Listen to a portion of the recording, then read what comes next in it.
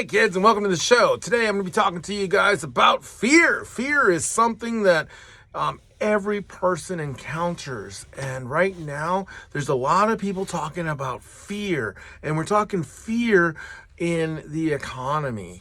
And why are people scared? Because it's different. It's just not the same. So as we find ourselves trying to figure out what to do in the upcoming economy, I have a few observations I want to share with you. Again, you need to do your own research. Don't follow my advice. Sometimes I'm right, sometimes I'm wrong, but there are some serious things coming down the pipe that you guys have got to be aware of and thinking about, because it's going to affect your retirement, it's going to affect your cash flow, and it's going to affect a bunch of different things. So before we get started, the first thing I want to do is ask you guys, if you like my channel, to subscribe, to like, to share, do all that stuff. Commenting is the best thing you can do. I know everybody says sharing is the best thing you can do. For me, it's commenting. I'm still trying to create this channel, so the more comments that you give me, good or bad, will help me to make this channel better. So let's keep moving on. I am trying to do all these in one cut now. And I was talking to Rachel the other day, and I said, this is why I want to do it in one cut, because I want to make sure that my flow of thoughts is normal so my kids can see what my flow of thought is. And sometimes I change my mind during a video. That's number one. Number two, if you see jump cuts, that's a little indication that I was interrupted by one of my kids, and I had to go do something, and that's okay. And I want you guys to know, whenever you see a jump cut in one of my videos, it's either on purpose, and you'll know it's on purpose because I'll say, something like, oh, and we'll be right back. Or it's because my kids came in and I spent time with them. So just, it came out because a previous video I made, I can't remember which one it was, but the last cut, I had to jump cut because I went to play with my daughter, and we went and played He-Man and She-Ra. But I had to come back the next day, so I was wearing a completely different outfit, and my demeanor was different. So that being said, we're trying to do this in one cut, so it's my normal flow of thoughts. So we're talking about what's coming down the pipe. This is what's coming down the pipe that I see, because remember, I'm at home, I'm listening to the news in my head all day, I'm watching stuff. So if there's anything you want me to take a look at, these are observations. These are not facts. They're my observations, and I'm sharing them with you because I care about you, and I kind of want you guys to know what I'm seeing going on. Right now in Oklahoma, we are doing great. Everything's opened up. I just went over to get some egg cartons for our chicken eggs because they are producing well, yippee. And I went to get some dog treats for our dogs because we're still training them, and dog treats are super important. So I go in there, very few people wearing masks. Things are kind of getting back to normal. Stuff is on the shelf. You can get what you need. I went in there, got what I needed, and it came out. That is not the case for other people in the country. There are some polls that are saying 25%, up to 25%. 25%, that's 1/4 of the American people have yet to leave their home since the pandemic started. That was over a year ago, and they are still home. That is scary, because that's isolation. That means whatever they see on social media is all they have seen. And if they're in an echo chamber, they're kind of in a dangerous place. Remember, it only takes 3 months to brainwash a soldier. We're talking a whole year of these echo chamber propagandas being thrown at people. Why do I just say echo chamber propaganda? Because it's not this side or that side thing. Both sides, or all 3 sides or 5 sides, whatever you want to say, all of them have echo chambers. Just think about your friends. Ask yourself, how many of your friends disagree with you? Like the ones you hang out with on a regular basis. Most of the time you hang out with people that you agree with. And you start following people that you agree with. And regardless of what side of an issue you fall on, there are some freaky, weird people out there that will steer you wrong. So be aware of who's around you and what you are feeding yourself. It's an echo chamber. Why is that important when you're talking about the economy? This is why it's important. There are 25% of the American population that are gonna come outside here in June or July because everything's lifting. That's the plan. That's the plan. Mark Zuckerberg said that last year. So look that up. That's nor here nor there. June, we're looking at everything opening up. When people come out and they see everything is pristine and awesome, they're going to think the world is great. Or they're going to come out and things are going to be wrecked. Regardless, think about if 25% of your friends step outside their front door and the whole world has changed, what is going to be their reality and what is going to be their reaction? We don't know that, but we know there's going to be some instability. We know that the American government is printing money out the wazoo, just completely printing money out of the wazoo. We know Dogecoin, and if you do crypto, is skyrocketing. It went down today, but I don't have a lot of Doge, but I got Doge for the joke, and I'm making money on a joke. And that's scary when people are feeling better about Dogecoin than they are about the American dollar. So why are people so scared that the American dollar is failing? We see gold going up. We see lumber going up. We see silver going up. We see copper going up. We see toilet paper going up. Everything's price. The prices are going up. So we're seeing some inflation. Gold is not going up as fast as all the commodities are going up. So when gold goes up and everything goes up at the same time, that kind of is how we've judged our economies in the past, because gold is an intrinsic value, and you can't, you have it, you possess it, you can't make more of it, it's there.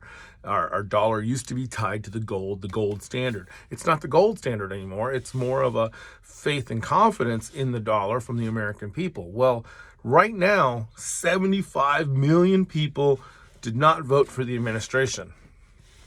Not saying 75 million people are mad about what's happening right now. I'm just saying that 75 million people, almost half of the people that voted, didn't vote for the administration, don't like his policies, and are going to fight those policies back. Just tooth and nail. Just like it was when the Trump administration was here, now the Biden administration's here. The opposing side is going to fight tooth and nail. So what you have to do is kind of see what's happening and look at what's happening so you can determine where you're going to put your money. And here's some simple advice, some opinions, my opinions, and some observations that maybe will help you make some choices. There's $4 trillion going through Congress for this next stimulus bill. It's a lot of money, and they're talking minimum wage increases. We're talking childcare. We're talking money for college, 2 years of community college. We're talking lots of money for programs, and a lot of rich people are going to hold on to most of that money. It's just the way it works, because when you implement all this stuff, this college, you're putting all that money into the college, and it's going to infrastructure. It's going to all that stuff. So it's not necessarily a bad thing, but the money has to come from somewhere. So they're going to start increasing taxes, and in corporate taxes, they're going to increase those. In some states, he wants to charge corporate gains as much as 51.1%. If you're just an employee, it doesn't matter. If you've had a small business that's made $500,000, which is very possible, it's not hard to do that. That is going to basically make that $500,000 worth nothing. And then when all this money comes in, all that is going to cause inflation, because we got extra money, and people they're going to have money, and we're going to have more money, and then you're just going to keep paying for things, and then people are going to say, you saw this when the stimulus came out, there were a whole lot of specials for, hey, $1,400 will get you this, or $1,400 down will get you this new car, $1,400 down will get you into a new house, $1,400. It was just, whatever that stimulus number was, that's what people advertise. There are entrepreneurs, and some of them are want to make money and do it honestly, and there's some that are vultures. Well, the vultures are coming. So are you going to be a vulture? Are you going to be an entrepreneur? Are you going to be successful? You can be successful if you don't take debt right now. Debt is bad right now. Commodities, good. So you need to invest in things that you can turn around and sell in the future. And whether that be precious metals, whether that be lumber. Lumber's probably going to come back down a little bit, so I wouldn't invest in lumber. Plus, you get termites, and it's a big problem. But if you want to invest in lumber, you kind of know that we are going to see it come down. I think maybe it's not going to come down as far as it was. It's going to come down probably in about a year or two. Why do I say a year or two? Because, and I need to verify this again, double check, but Bank of America and the government are together going to be giving new homeowners $27,000 for a down payment. $27,000, if you think about that, that's 10% of $270,000. And so that's a down payment on a $270,000 house if you do 10%, which is a bad idea. You want to do more. Most of those lenders that want that money are going to say, hey, just do 5%. We'll let you do a 5% loan. So they can all of a sudden, instead of doing a $270,000 loan, they can do that $500 and something thousand, $500,000 house. Well, depending on how that's written, if it's not income based and they're just going to give that money away, it gives some predatory lenders the opportunity to come in, take that money and give a $500,000 house to someone on a fixed income like me. I'm on a fixed disability income from the VA. And there is no way I could pay a mortgage on a $500,000 house. No way, and still survive. So what's going to happen is then I will immediately get put back into a foreclosure program. And then for about 2 years, they'll play all the stinking games. They will foreclose on that house, and then they will sell that house again for more money. They've gotten their free money from the taxpayers, and then they're going to get more. So keep in mind, if you qualify for a new house, Dave Ramsey says it right, 15-year fixed mortgage, no more than 25% of your income. All right? It's a great place to start. I've fudged that in the past. Just make sure you don't screw yourself over. You need to make sure you can make that payment if everything goes to crap, because things will go to crap in the next 2 years. We're coming out of a pandemic. Historically, we're watching a baby boom. Okay, that's another thing. They want to give more money to kids, to each individual kid. I'm having a new baby. Yay! But we're going to see this new boom because there's a lot of pregnant people, because when you're in a pandemic, you can't leave the house. There's a lot of things, it's what happens. So we're going to see this influx of new kids, these new payments going out in taxes. So guess what? That's more printed money. Where's it going to come from? So what are we going to do? What are we doing personally? I'm going to tell you what I'm doing personally. I got my little piece of land here that I had originally. I'm going to hold on to it. We're building a little house, cash flowing it. Got some friends helping us with that, just because with everything being so volatile, our 6-month plan is just not working. So we're blessed to have some great friends that are coming in and helping us kind of speed that plan up, and they're going to finance it for us, not a bank, so we can just pay them back. By the end of the year, we have a paid for house on 5 acres. And then, and this is the great part, all that money that we've been putting towards the lumber, which is a couple $1,000s a month, goes towards the land, and within a couple of months, the land is paid off. So I have a paid for home and a paid for piece of property that, unless things get really, really bad, nobody can take away from me. So that was our plan. That's where we hedged our bets.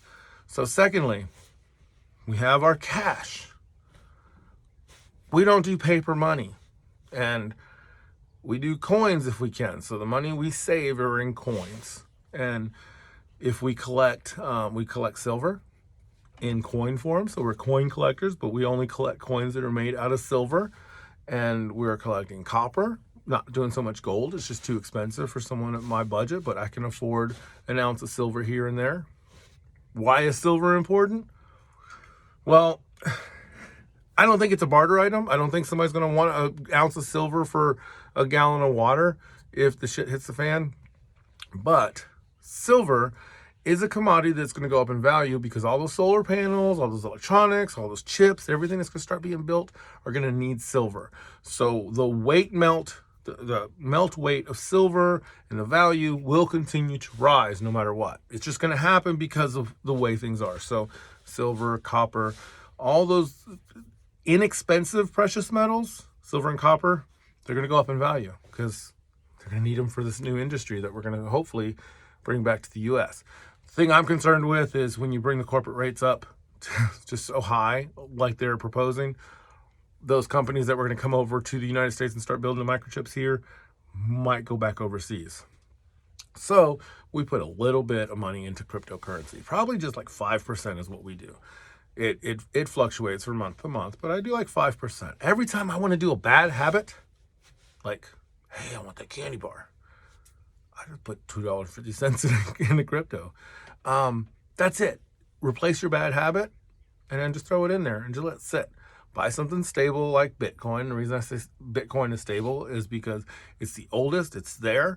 If any of them is going to be stable, it's going to be Bitcoin. Invest in that one. Invest in Ethereum.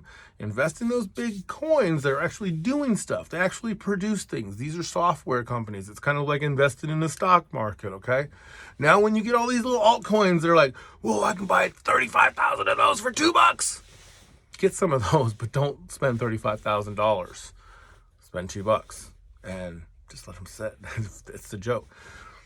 The way I see it is if I spend the cost that I would spend on a movie ticket or soda or something, it's wasted money, right? Just sit it in the account and let it set. We have a little bit of cash in our savings account. It collects like 1%. Sucks. It's just there.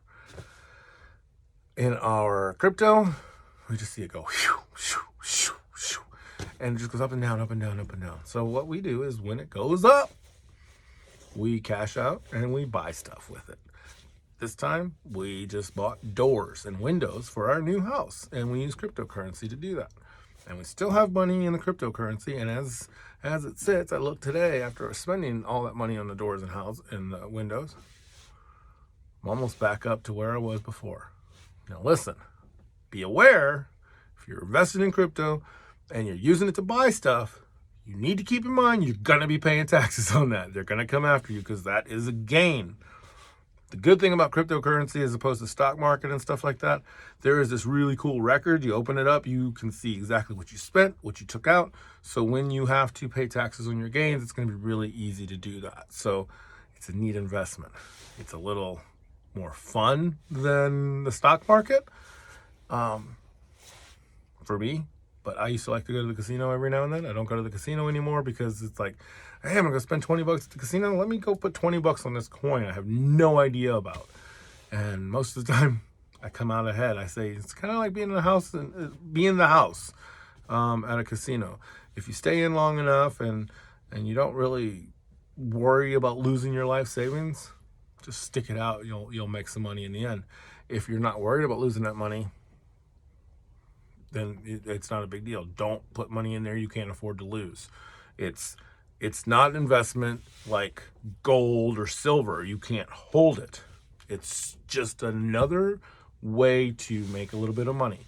Learn about it. I'll put a link to if you open up an account, crypto.com or Coinbase, I'll put a link in the description, and we both get something out of it.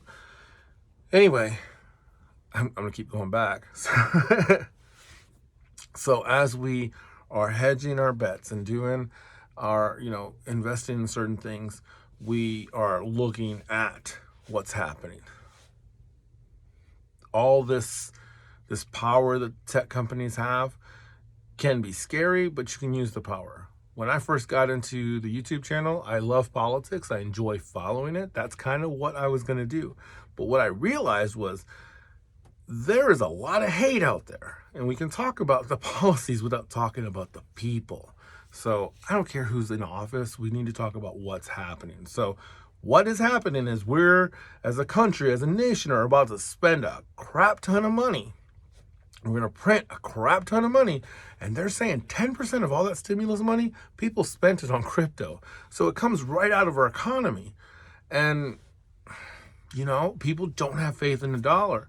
There's also there's a move for there to be a U.S. coin that will replace the dollar. And that's something you guys need to keep an eye on, because a long time ago when we were cleaning out my dad's stuff, after he passed away, we found these Mexican pesos.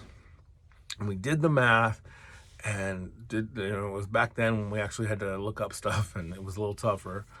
Did the math, it was like $40,000 U.S. money. It was a lot. It was a crap ton of pesos. So my aunt and uncle went to Mexico. They happened to be going on a trip. We gave them this big old bag of pesos. They go over there, and they were worthless because they had, like 2 years before, and we'd had these coins for like 5 years. 2 years before, they had basically recalled their currency. That is a very big possibility in the U.S. and in other countries where they recall a currency. So that's something to be on the lookout for if you're holding dollars. And what that means is if they go to a digital currency, which they would love because it's blockchain technology, and the IRS wouldn't even have to really just tax you. They don't know everything about you, so you just hit the button and they'll just take all your money. Anyway, if they create this coin, they may just say, you know what, we're gonna cash in all the dollars. And they've done this in the past. And it's done when we went to the gold standard, and they'll say you have 1 year on this date to turn in all your dollars, and you will get this digital currency coin, U.S. coin or Doge coin or whatever it is, in exchange for that dollar. And then they will recall all that money, and that money will be destroyed. And if you have money in your floorboards, in the attic, and your family finds it in 10, 15, 20 years, it will be worth the melt weight of whatever those coins are, or the kindling weight of the paper. So I'm not trying to be all doom and gloom. I'm just saying we look at history. We know things are about to happen. Things are getting freaky when you spend so much money. Look at the national debt clock. The last time I looked, it was like 130% of GDP. It's probably higher now. Probably look at it after this video and post it maybe somewhere over here. Oh, sorry. Somewhere around here. And let you guys know what the debt clock is today, as of today. And be aware, guys. Diversify yourself. Get out of debt. You have a little bit of time to get out of debt. That's the first thing. Don't start doing all these investments if you have debt, okay? Make sure that nobody can take away your home.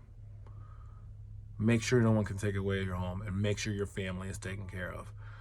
My kids have a place. My moms have a place. Yeah, I said moms because I've got a mother-in-law too who I love and adore.